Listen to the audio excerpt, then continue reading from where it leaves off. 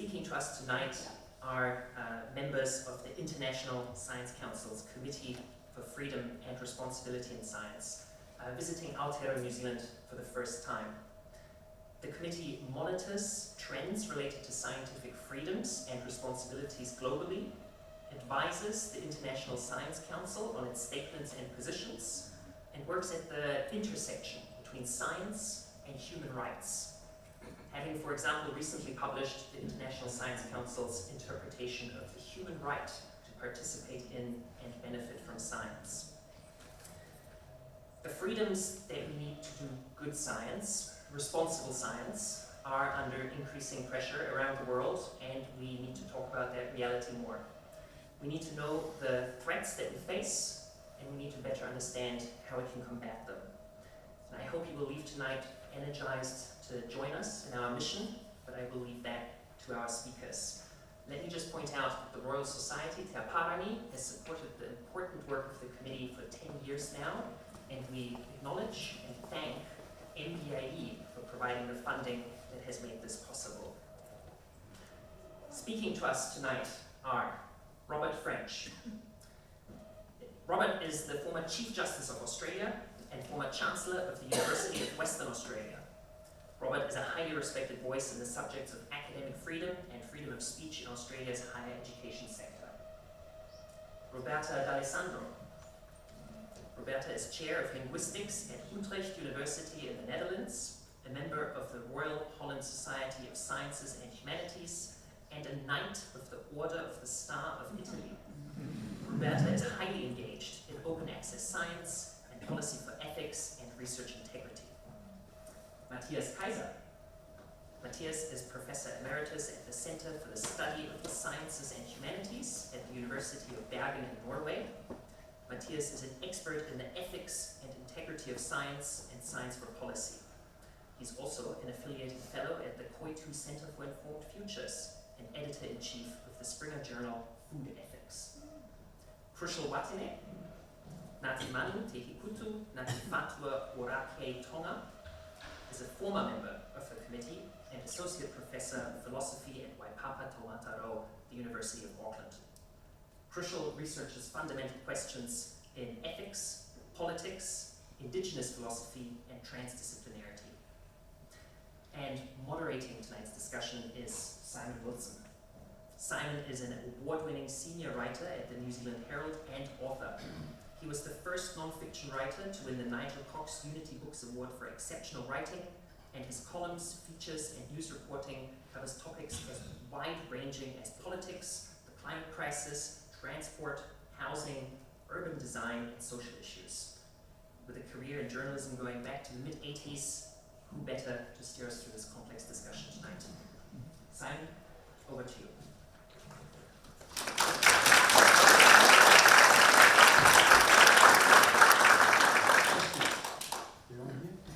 Thank you, Gustav. Kia ora te whānau, very nice to be here. And I think we've lost our mosquito. Thank you for that. My degree is in literature, I'm sorry, so I'm going to start with a novel. I just want to refer briefly to Ian McEwan's new novel, What We Can Know. This is a book that I do recommend for your summer reading, set partly 100 years in the future, in the year 2119, and it looks back at what's happened between now, the time we live in, and that new time. One of the things that's happened is that in the 40s there was what came to be called the inundation, when a nuclear weapon accidentally explodes while crossing the Atlantic Ocean underwater, explodes underwater, and drowns more than 1 billion people who live on the Atlantic coast. Another thing that's happened is that America has become a country of warlords fighting each other. Nigeria is the dominant world power. Britain has become a series of archipelagos because of rising sea levels, partly caused by that inundation. Universities have survived, but they've all relocated to hill country where the students are semi-literate and humanities as a laughing stock. And everyone's the same pale brown colour. They look back on the time we live in now, and they call it the derangement. The time when we knew what was happening and we let it happen. And I want to start by asking our panellists, how do you think of the world we live in now? Who'd like to start? Oh, sorry. Robert. I was just volunteer. They say never volunteer, but I will raise my hand. The question you have to run a lawyer, so the question I first asked, who do you mean by we? I'm just thinking you. I remember the Time magazine once said about Richard Nixon, he kept using the term we to refer to himself. They said the only people in town who use the word we are royalty and people with tapeworms.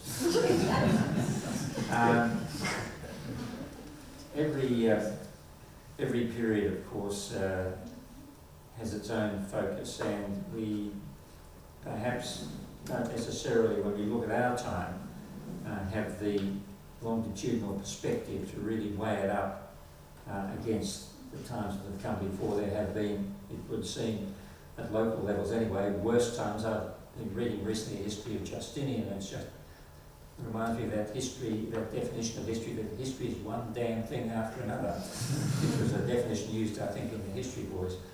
I mean, we know much more about the whole of the world than previous generations, and we know it quicker.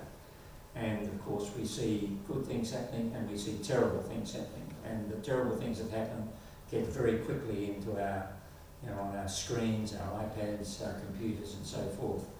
And so it's not surprising that there would be a tendency to take a fairly negative view of the state of the world at the moment, and a pessimistic view. On the other hand, there are real trends about which one cannot be sanguine. The VDEM body, which does global surveys of the state of democracy around the world, sees a general decline in the state of democracy. I think it counts only 29 of what it calls liberal democracies. You can see a declining among democracies. You can see a declining trust in civic institutions, and also a rising level. This applies to Australia. Edelman Trust Barometer in Australia, which is a very extensive survey, showing a significant percentage of people who are prepared to contemplate aggressive action against others within their own society, ranging from aggressive responses on social media through to actual violence. So there are those general trends, and linked to that, a failure to understand our society. I have an involvement with the civics education body, and we have a problem with young children coming out without an understanding of their own society. All that links into distrust, not only in institutions, but distrust in science. So I see these trends. I'm not going to measure them against where the world's been or where it's likely to go to, but I think they are things we have to address now. So that's my comment. Anybody want to dig deeper on that or offer a counter view? I don't think it's necessarily deeper, but I just want to add a little bit personal history. I was born behind what is now called the Iron Curtain, a long time ago. And at that time, there were two major powers, right? And basically, they were opposing each other, and but in some way, the world was ordered, right? Of course, I was a refugee from that system and all of that, but there was still some order. After the early 1990s, when the Iron Curtain disappeared, right, there was all this hope that now we would move to liberal democracy, right? We would come to a more globalized view, the sciences would work together more than before. And that hope was really strong. I, among others, was sharing that very much. Now, looking back at that, it hasn't happened. It's rather the opposite. What we have is a proliferation of power, different world powers, and we see also that the whole concept, as you say, of liberal democracies is under increased pressure. There are dictatorships, and all of that has also a strong influence on the science and the freedom of science and all of that. We see suppression of these things, and it's not only that there are facts of the world, like climate change, that are threatening, but it's also how we handle this politically and how we integrate that in our systems. And it is confusing, and I don't know if it's hopeless, I don't know. But anyway, it is certainly a state of confusion where we have to sort our way through and somehow find, you know, the good things that we want to stick to. Thank you. Crucial. Yeah, you know, your story made me think about the way in which, for a long time, at least in mainstream philosophy, philosophers didn't really think too much about the future. And that's because we mistakenly made two basic assumptions. One was that whatever we did, the future would be okay, or would be better than what we have now. And that there was a no conflict assumption, that we didn't have to figure out what we did and what they did. And of course, that's not the history, or that's not the future that we face today. And so it makes us question, I think, and we have to ask ourselves, how do we motivate responsibility in light of these new conditions? And then what kind of science and scientific practice, and what kind of ethical ideas and concepts do we need to confront these challenges in this new context? And what role can we all play? Thank you. Roberta?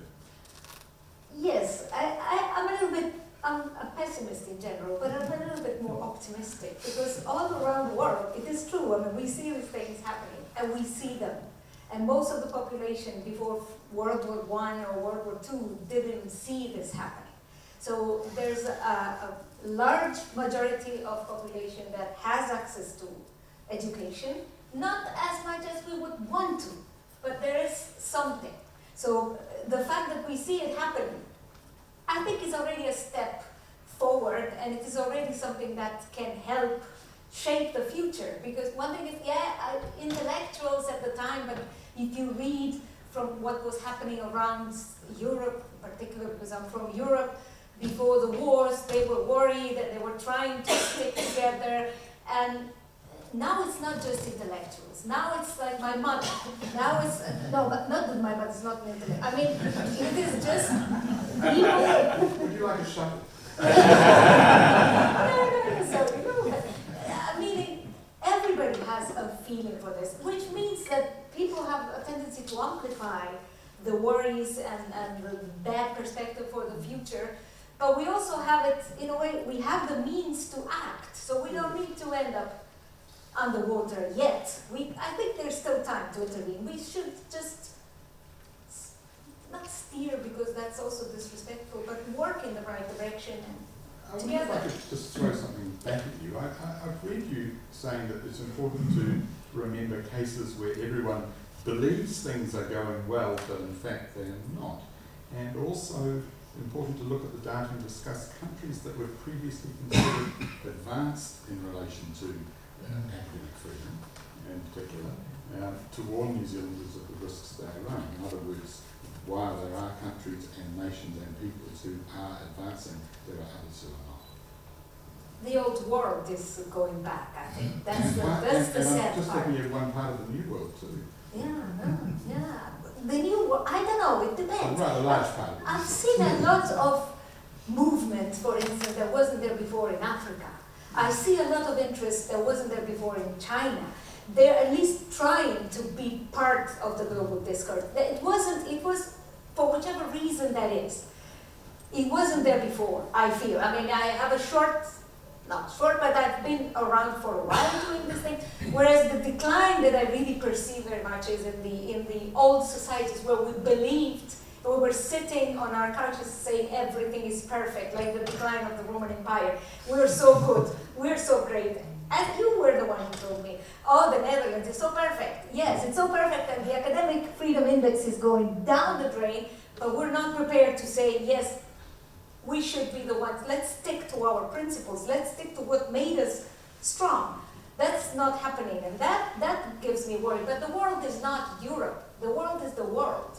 So there's also New Zealand in the world, and there's also Africa. I mean, I've learned a lot of positive things in New Zealand that we didn't think of, or I didn't know existed. So.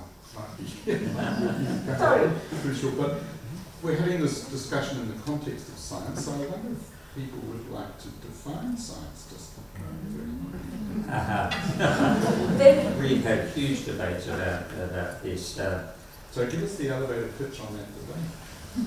Well, there's a very simple definition which the IS, the International Science Council, adopts as the systematic organisation of knowledge and testing and the rest of it, you know, defining it by reference to the activity. But you then start delving into that and you ask questions about where does science begin and pseudo end, and where does pseudoscience start. The problem is sometimes today's pseudoscience is tomorrow's Nobel Prize winner. And so I remember there was a guy at the University of Western Australia who everybody rubbished because he thought that stomach ulcers were caused by bacteria. The American leaders in this field were saying this is nonsense, and then he swallowed some bacteria and got ulcers and gave himself an antibiotic and got better and won a Nobel Prize. You know. Who else can say that? So this whole area of what do we mean by science, it has so many aspects that informs how we're going to advocate for it, and how, in terms of the global role of the International Science Council, for example. So the International Science Council says we are a voice for, our aspiration is to be a voice for science as a global public good. Now the question is, what are you a voice for? And if you're choosing to advocate on a particular subject, what aspect of science are you advocating for? To what audience are you directing your remarks, and for what purpose? And you're not exactly putting your finger on a definition yet, so there is no, but it's like Jello. Matthias, yes. No, I just want to say the whole question of a definition is of course, as you were saying, Robert, it's very problematic for several reasons. First of all, because science is something dynamic. It evolves, and it has evolved, right?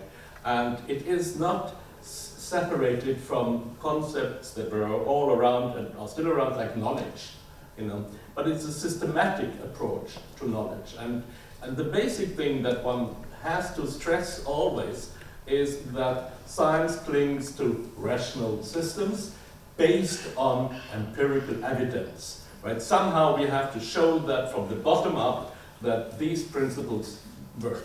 How that works, there have been, I don't know, you are also a philosopher, right? I mean, we can go through the philosophy, I don't know how many definitions there are, what is the right scientific method and all of that. None of that are really universal, and we have to understand science as a dynamic system, and we have changed our understanding of that over time. But the basics are these principles, right?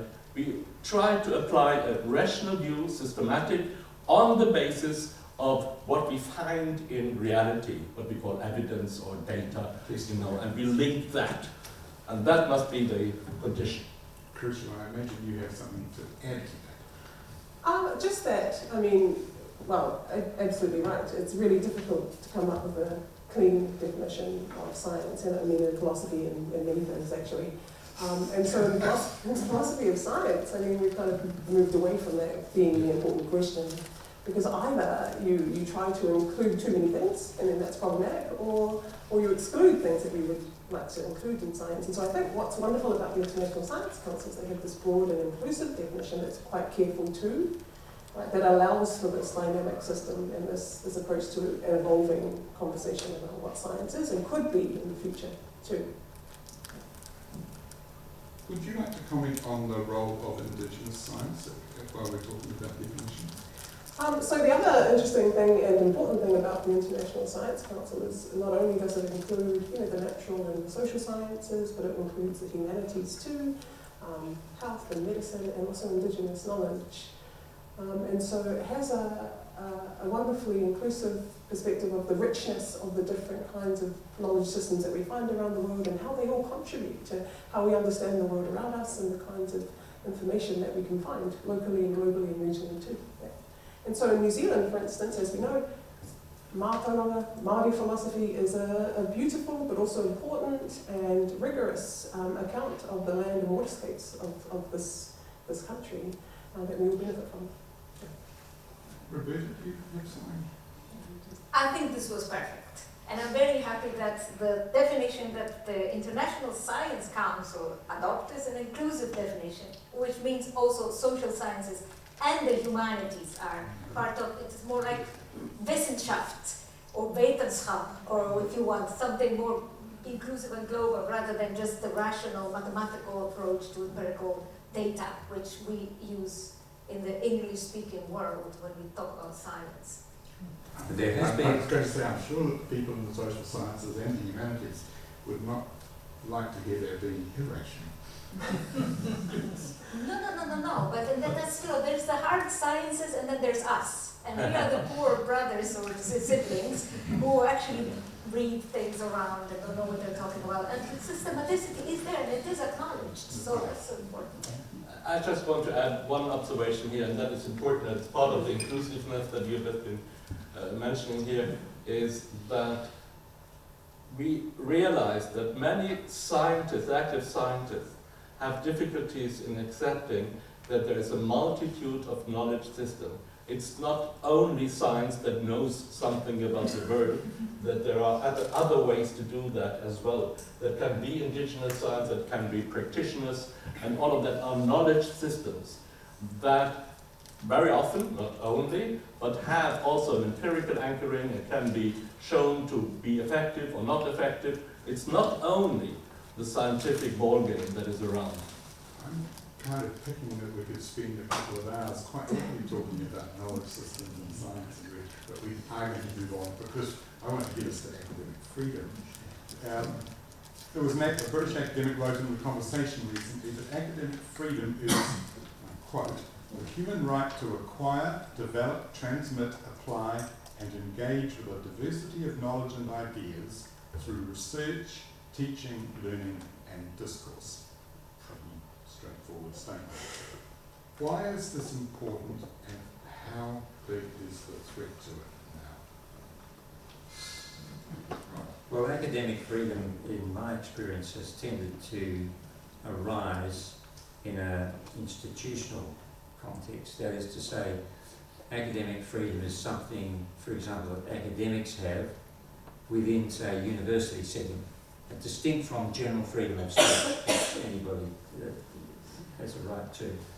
And so in Australia, we've adopted a definition, a statutory definition of academic freedom, which reflects what UNESCO said back in 1997 in their sort of recommendation discussion of it, which includes the freedom to research and to express publicly the outcomes of your research and so forth, and to do so without constraint. Obviously there are constraints, there are funding constraints. If you're working for a private organisation there may be confidentiality constraints, but that notion of academic freedom puts the academic in a special relationship to his or her employer, the university, that does not exist between regular employees and their employers. And it also includes, by the way, in the Australian context and the UNESCO definition, what's called the right of intramural criticism. That's the right to dump on the administration, which of course is a favourite academic play. And that there are many threats to academic freedom that we have seen. We've seen them illustrated recently in terms of things that happen in the United States. But one of the concerns I've had in Australia is that we see them also coming from within universities. Codes of conduct that, for example, say you must not do anything that will bring the university into disrepute. Now, what does that mean? Disrepute with whom? With donors, with government, with vested interests and so forth. So very broad codes of conduct in institutions can be applied in a way that constrains academic freedom. That I found to be the matter of greatest concern in the Australian context. Crucial, how significant do you think that is in the New Zealand context? Academic freedom? And the sorts of things that Robert was just talking about. Oh, I think it's absolutely important everywhere. I mean, I think it's important that we... Under threat? Yeah, to what degree? I think a little bit, absolutely. I think, especially when we think about the way in which there's been a lack of sort of engagement across different communities and across different scales, and a lack of listening to each other and to expertise, and a loss of trust in that expertise, and a loss of engagement by experts with communities, and I think that really runs the risk of undermining the value of academic freedom and also of knowledge creation and production. Roberta, last year Scholars at Risk reported 395 attacks on scholars, students and institutions in 49 countries, 40 countries of the world. This is growing. It's growing continuously, yeah. And we live in a time where, as we were saying before, there's a real need for science, a real need for good science, and a real need for respected science. So what's happening is that there was already a good part of the world that were trying to keep scientists under control. They haven't become better in the sense that, yeah, there is this, so one thing is the conscience that scholars have academic freedom, and that's gone better. So academics started understanding that they have the right to exercise science. This hasn't stopped hostile governments from prosecuting scholars researching on topics that are not allowed because of religion or because of political stance. Together with this, so we had, for instance, a case in Italy of a student who was killed in Egypt by, we don't know why, because of the research he was doing. There's that, but then there's several different levels in between that are a little trickier to identify. For instance, there are countries that apparently are a bit more moderate than, I would say, Afghanistan, where you would think immediately, 400 people in Afghanistan, all the scientists in Afghanistan are like just that's really a ridiculous, no offense to you, but very small number compared to what's happening in Afghanistan, in Yemen, in Iran, and these we know. Then there are intermediate stages of breach of academic freedom in countries that are kind of borderline permissive, but like to keep control, such as, for instance, I don't know, Turkey, or some Middle Eastern countries where you can say China, where you can say something, but not everything. And then there's the tricky ones, the free countries, where we're told, you are free.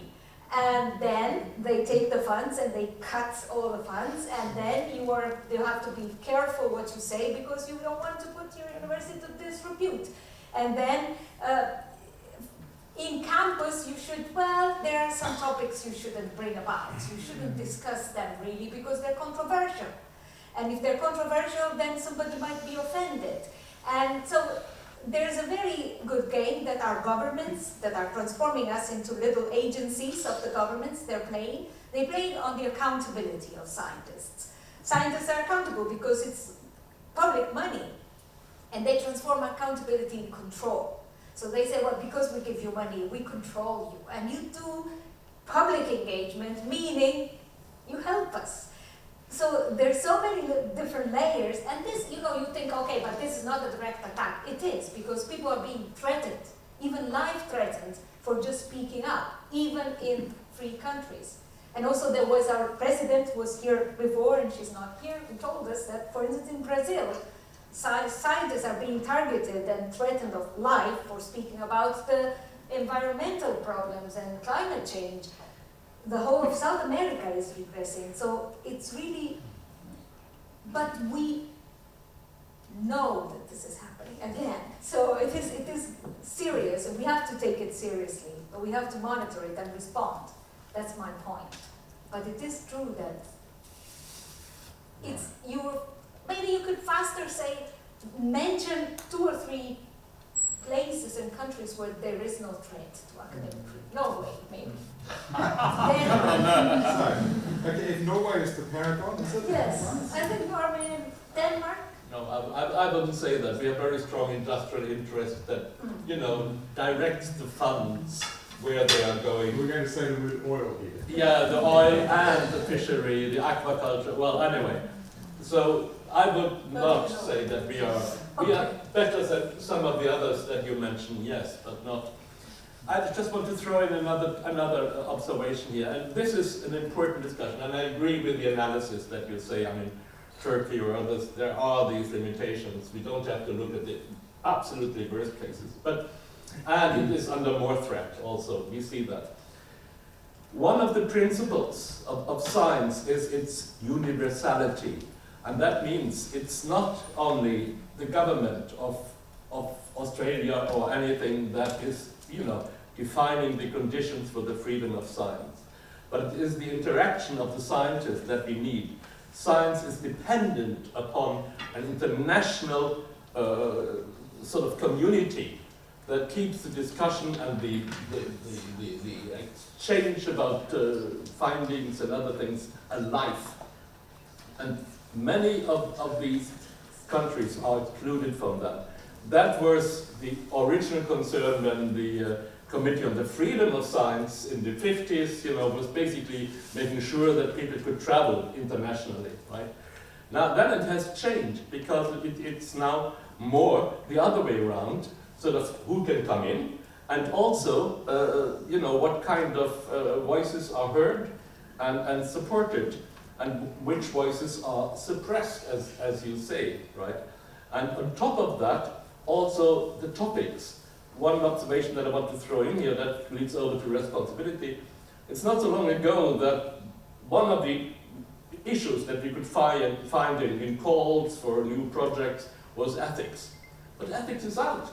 Now it's all security, because we have these national interests of keeping our findings for us and our dear friends, but not to the others. So that has a lot of implications also, the managing the security, that the other world powers don't get it before we can use it and all of that. So there is a dynamic which has to do with what governments do, what institutions do, with and to science.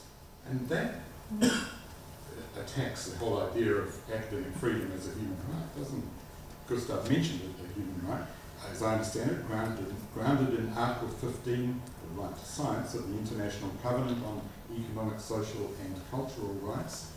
And one way to put it is that protecting scholars' freedom to inquire protects the public's freedom, Yes. the public's freedom to know. Crucial. In a world where science is free and responsible, what does that look like? So, insofar as the committee is concerned, they have a whole range of principles to cash this out. Right? So the committee talks about different kinds of freedoms, like having access to things like science education, being able to participate in knowledge making, being able to communicate that science as well. But then, of course, what we know is that this relies on certain kinds of guarantees, and we can't really talk about these freedoms without also talking about responsibilities. And so then the committee also has a list of responsibilities to kind of underpin that. Things like equitable access to knowledge, freedom of movement becomes really important, recognising the importance of basic levels of health and well-being, and also a thriving natural environment. So all these freedoms, right, that the committee talks about then also relies on this responsible practice, this idea of what a responsible practice might look like in science, and then of course in creating the context in which we can enable free and responsible practice in science too. And I'm just going to guess that those responsibilities don't include what governments might argue are important, like raising productivity or acting in the national interest. No, it can, not necessarily exclude.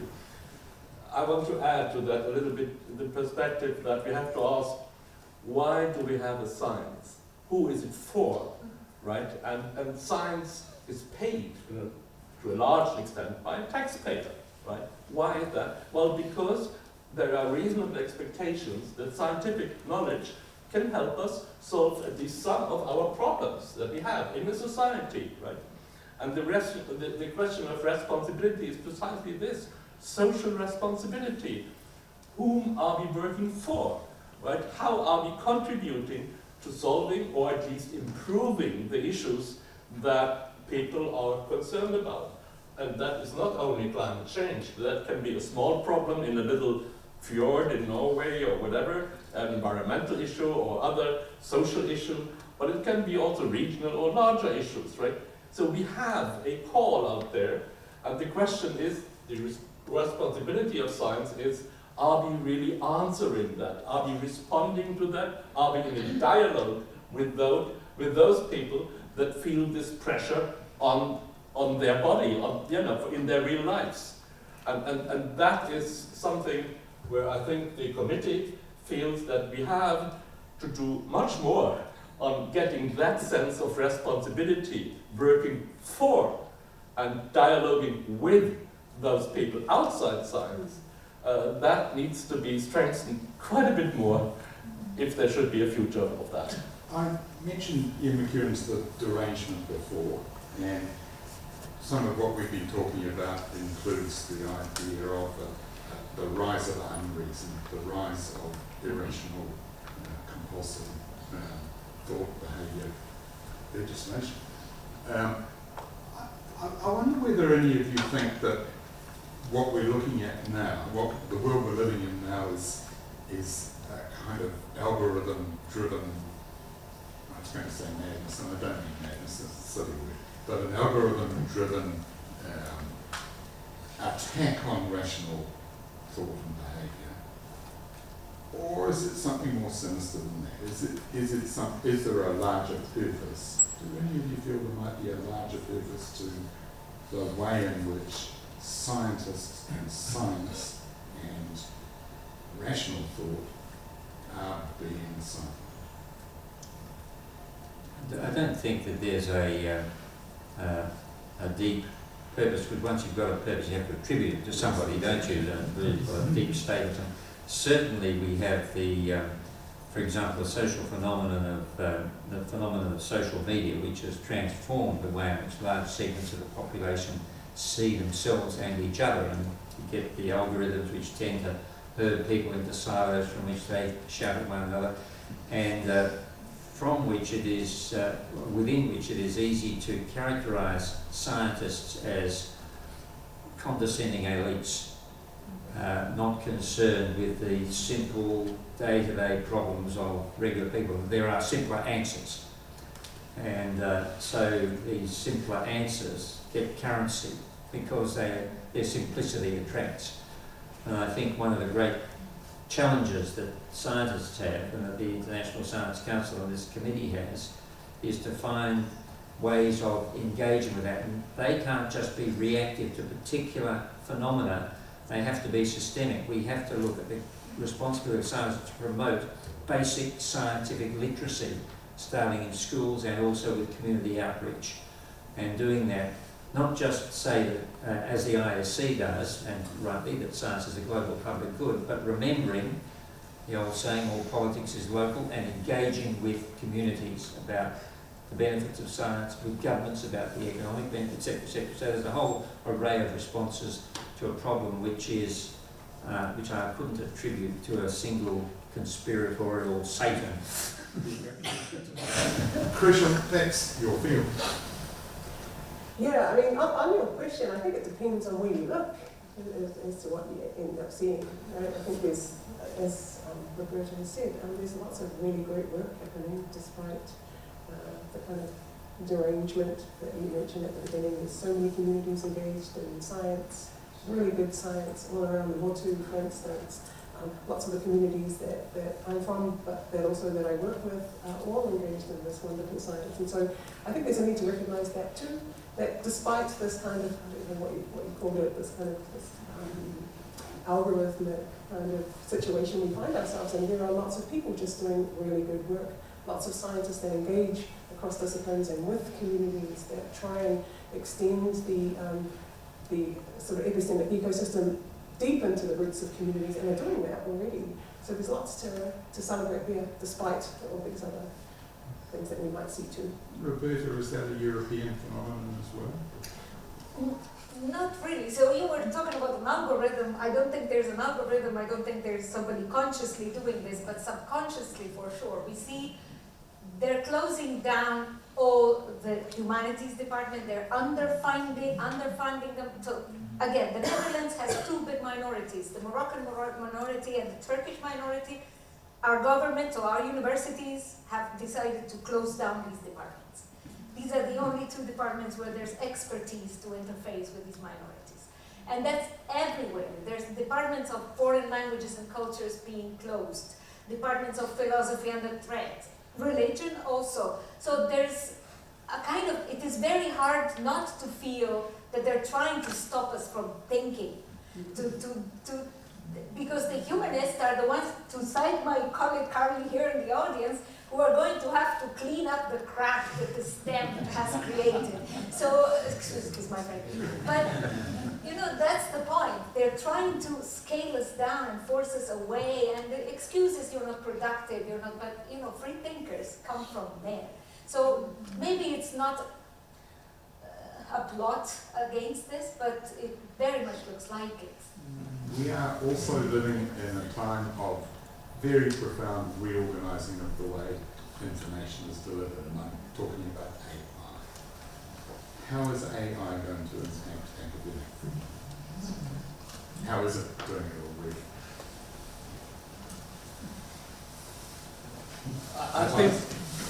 I think it is very hard to have a very definite opinion about that, but it is already impacting the sciences and the way we communicate in the sciences. It is impacting what is called the integrity of science. I mean, I'm also an editor of a journal, right? And I've had episodes where manuscripts have been submitted to the journal, and then one of the reviewers says, hey, this is all machine done, right? There is no original research and all of that. And we have no way to check that. I contact the author, and the author says, no, we only use improvement of language. Anyway, so the transparency of that is questionable, right? And not to mention how this works on the university with students and all of that. So AI has an impact. On the other hand, it also makes a lot of things easier. I mean, when we deal with large amounts of data, right, how can we, you know, humanly, even if we are good in statistics, deal with that? AI is useful in a certain way, but we have, right now, we don't have the ability or the capacity or the tools to control its legitimate versus its illegitimate uses, right? And I think that is important. And we need to keep that discussion alive. And I don't think that anybody has the final answer to that yet. But and one thing I want to say also, this is a discussion that we cannot keep just inside the sciences. We need to talk to, for example, those people, the industry that develops those tools, right? They need to be partner in that. We need to talk to our governmental agencies that are sitting with regulations and all the other things. So this is a large global dialogue that we need. We cannot even do this in a national way only. Here's a challenge from where I sit as a journalist. I work in a mainstream media organisation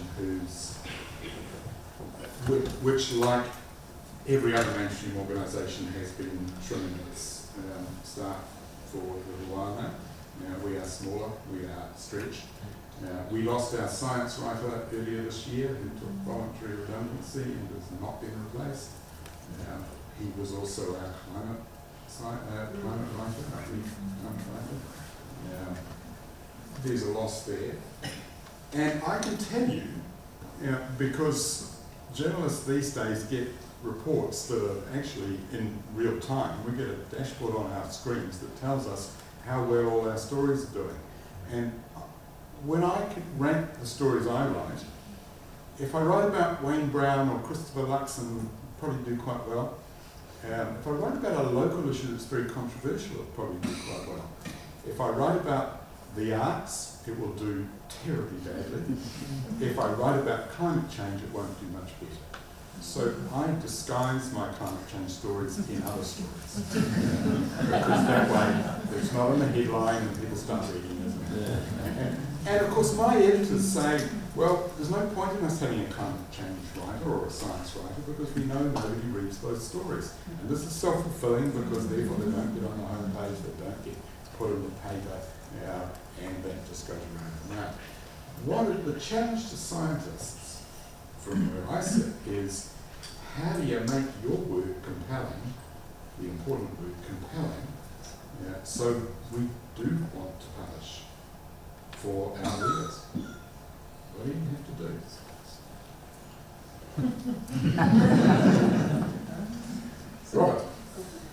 Well, I think we've been talking about this today in our discussion groups about scientists. There are a whole range of ways in which scientists can engage with their communities about science. And obviously, and despite your pessimism, I'm conscious of the enormous popularity of popular science writing. There's an enormous volume of it. And our ABC, for example, the national broadcaster, has a regular scientist in residence, and they have science programs, and these get listened to. I think it probably works quite well in broadcasting. Yeah. And New Scientist is an example of scientific journalism at a fairly popular level. Sometimes they amp it up a bit to make the stories more interesting, but there are outlets, and it may be the traditional media is not really calibrated to deal with it. But the variety of ways in which science can engage with the community, with governments, with school students, with teacher associations who are involved in teaching of science. There's a whole array of mechanisms which we can use to promote systemic and generational change. But it's a slow process. There's no silver bullet here. No, thank you. Well, there is no silver bullet, I agree. But one thing that I would say, in order to improve that relationship, is that science has to tear down these terrible academic or disciplinary silos. A lot of us are still captured in their tunnel view of their own discipline. I have a tool here, and that tool defines what is the problem out there, and I publish this in the relevant whatever disciplinary journal, and I get my publishing points and citations and all of that. That doesn't do it at all. I think we really need to, first of all, we need to tear down these tools between the different disciplines. We are mentioning the ISC here that includes the social sciences and the humanities, because typically the problems have all these dimensions. Complexity is the state where all kinds of different views apply, right? And that is easier to communicate. And then, as you were saying, Robert, as soon as we then actually enter in a dialogue with users, with different groups in society, that also is much better. I have been myself running what I think you call the citizen assemblies or so here, or we call it lay people consensus conferences. And with all kinds of, this was about GM food or other things. The lessons was, as soon as you let these lay people present their conclusions of that event, that communicated, because they had a different language that not only the press could relate to, but also the parliament, right, in our country. So, and that step of getting out of your silo and involving other ways to produce that, and really broadening the horizon, I think that is very necessary to also include this communication point. We're going to go to audience questions in a moment, so if you're, is there going to be a microphone? Yes, roving mics. So there will be a roving mic, just in a moment. Somebody was about to... I was just going to build on that. I was thinking about the way in which, instead of thinking about this in terms of how the scientists talk about their own work, how do we make the shift? We have to make that shift to it being our work, right? That we have to take the people with us, that we have to build community through our work somehow. Mary Midgley, who is a British philosopher, says, a great philosopher is two things. One, a lawyer, very clear, gives us directions, but also as an artist, because they have to capture people's imaginations. And I think we have to somehow figure out how to do both of those things in our work. One encouraging thing is go to YouTube and just look at the enormous array of scientific programs there. Through World Science Festival or Institute of Arts and Ideas, there are all these clips at varying levels of sophistication of interviews on the sort of exciting cutting edge stuff, is reality real? It'd be nice also to hear about one or two really positive things that I can. One of the things you do is you're an academic auntie. Yeah, how did you find that out? Which is was a new concept to me. So you must be so you're a mentor. Yes, and, yes. And you must be telling the people you're mentoring, you must be enthusing them. You must be filling them full of enthusiasm to keep going and do better.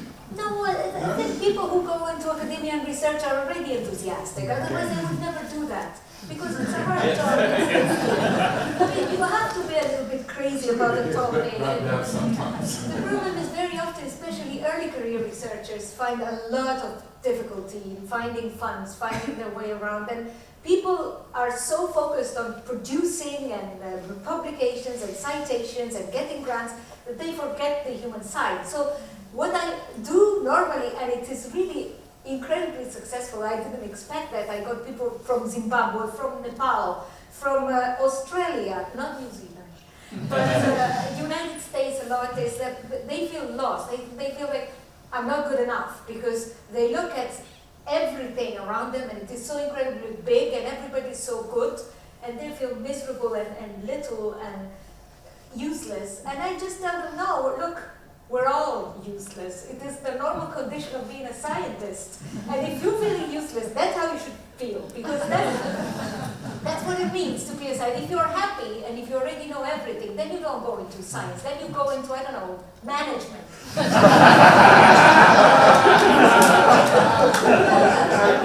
I would like to think some managers I know understood they were useless. So it is, no, it's just a little help. It is really at low level, but it helps tremendously. They really come back to me and say, oh, you know, this changed my life. Just, you know, that's important. Just network and talk to your fellow scientists. And also don't exclude. Don't exclude because their government are doing stupid things. Don't exclude because you think you're morally superior. That's not a concern of science, moral superiority. We're not here to give medals. We're here to share and improve the humanity. And whichever way, that's going to be good.